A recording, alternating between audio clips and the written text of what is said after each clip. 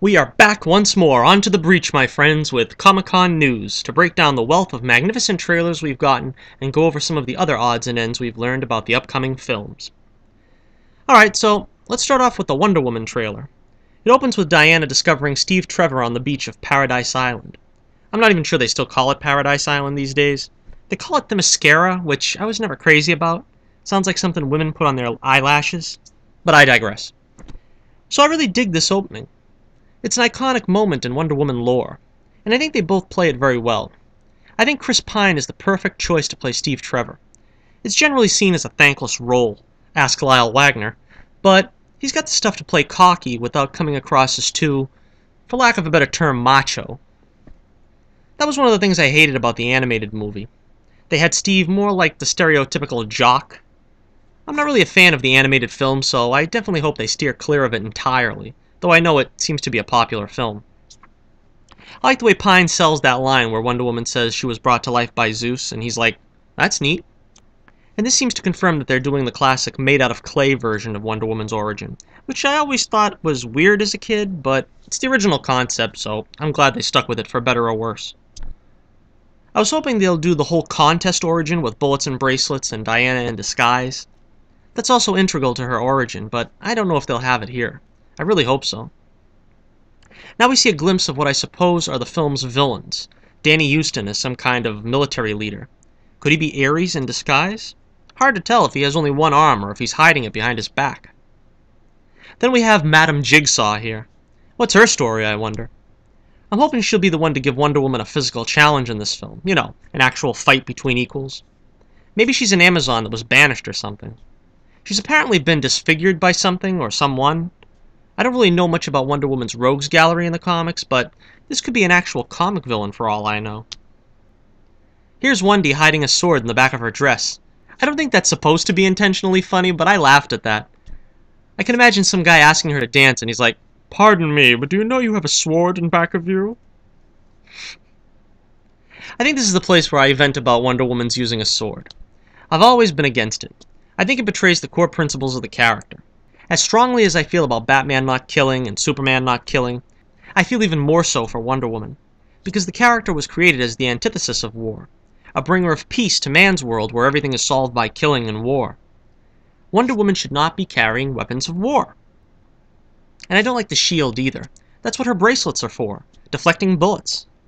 The bracelets are iconic. You render them unnecessary when you have a big old shield in front of you. And you can say, well, with automatic weapons and artillery shells, the bracelets would be ineffective. But Wonder Woman is supposed to be that good. She doesn't need to resort to war weapons because she's highly skilled. She's like Superman and Batman in that regard. She's powerful and skilled enough without them. Of course, we don't really know that she kills from what we see here, so I'm holding out hope Snyder's bloodlust is abated. I love the use of the lasso, and it looks great here. Gal Gadot looks great. I'm still getting used to a Wonder Woman with an accent. The costume looks magnificent, nice bold colors. I really wish she had the stars on her lower half of the costume, though. Now I like that this is an action trailer, and that they're showing you some of the action right out the gate. They're not doing the Man of Steel thing where it's some lofty pontification about her place in the world or whatever. They show you very clearly her place in the world is fighting against evil. It's not something she needs to be dragged to, kicking and screaming. Setting Wonder Woman in World War I, where it was traditionally always World War II, seems like they obviously want to distance themselves from comparisons to Captain America. But this setting is actually more appropriate for her in my mind. There's something a bit more romantic about the period. And from a historical perspective, women didn't even have the right to vote in the US at the time, which makes it all the more relevant. And women were more accepted in World War II and the domestic side of warfare, such as Rosie the Riveter and all that, so I think it's a good change. They also introduce Etta Candy at the end, who was famous from the comics. I think the final joke there is a little too on the nose for my taste, but it's okay. I mean, I wouldn't think Diana ever heard of slavery on Paradise Island. I thought she was a bit more insulated than that, and that Man's World was the first time she ever saw the ugly side of life, but I don't know. Maybe she read about it. So overall, yeah, it was a very good trailer, and I liked what I saw. And now on to the Justice League trailer. This one was very good, too. It starts out with Bruce Wayne going to recruit Aquaman in a little run-down fishing village. I'm not really the biggest fan of barbarian-style Aquaman. Here he is out there drinking some hooch, shirtless. You're a king, dude. Go on and act like one. But Momoa looks pretty cool. I like the eyes a lot. You see some guys in medieval times burying what I'm guessing is a mother box. Then we have Bruce Wayne meeting Barry Allen. Now I'm sure any comparison between this scene and the Tony Peter scene in Civil War is completely coincidental. But man, is it ever awesome. And seriously, Ezra Miller really nails it. I've been really critical of him in the past, and come on, I had my rights. Just look at him in Batman v Superman and tell me you had any faith in this version of the Flash. But Miller does a great job. The Flash's costume looks great. I wish they had less black in it, but it still comes across super colorful.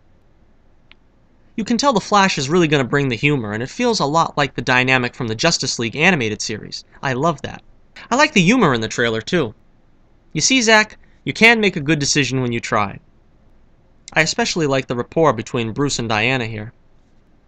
Cyborg's costume looks a little off to me, but I'm not going to panic.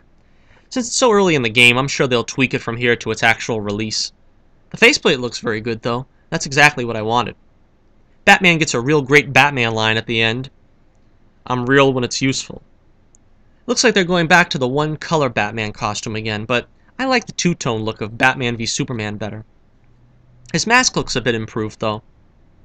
At the end, Bruce tells Aquaman, "I hear you can talk to fish." And that makes me harken back to the Ant-Man trailer where Scott is like, "Is it too late to change the name?" And it wasn't even in the actual movie. I think it's obvious that they're afraid that the character has been the butt of jokes for the last 30 years and they want to diffuse the situation immediately by saying, "Are you really going to mock this guy?" But it's a great trailer. I loved it. I didn't hate Batman v Superman as much as a lot of people. I thought the last half was pretty good. Snyder at least brought the action, which I wasn't really crazy about the action in Man of Steel. But do I dare hope for a great story this time?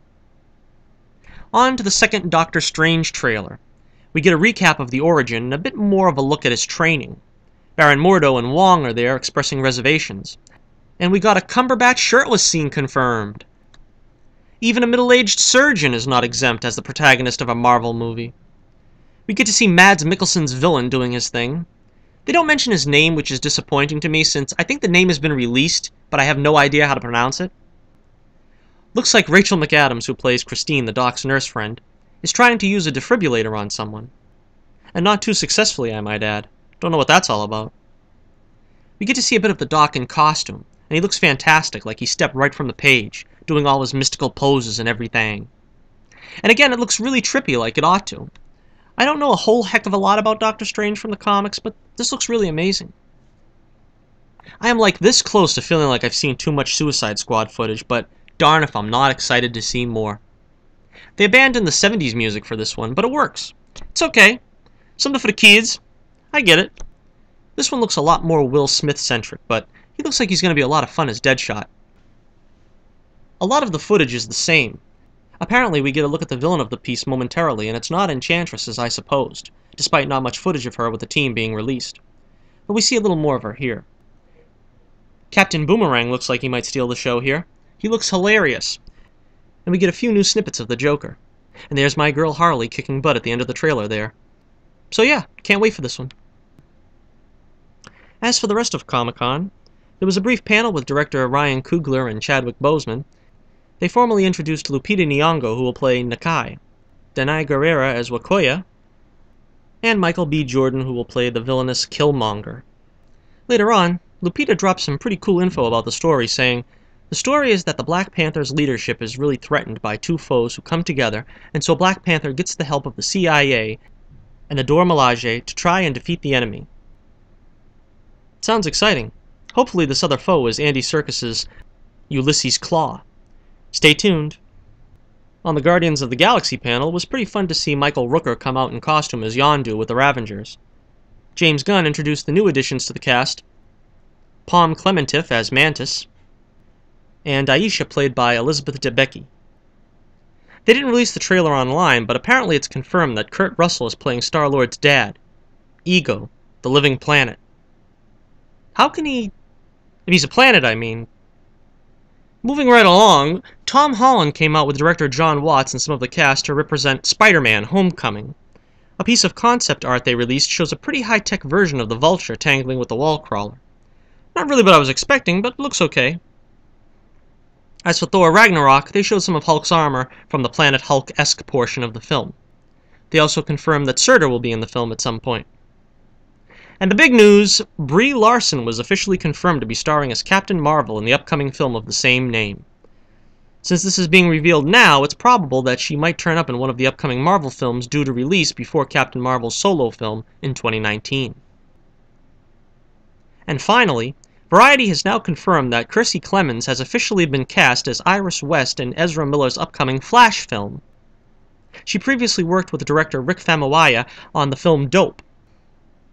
Well, that about does it once again, my friends. Let me know what you thought about the Comic-Con trailers and news in general. I know you're out there. Also, check out my Twitter page in the description below. God bless you, and as always, this is Johnny Torch reminding you, keep the flame burning brightly, and I'll be with you again real soon.